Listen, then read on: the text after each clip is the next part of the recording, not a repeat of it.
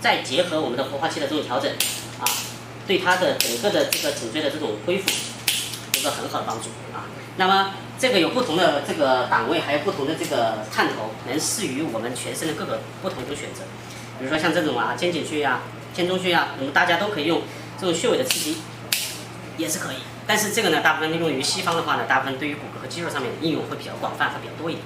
好，这是我们。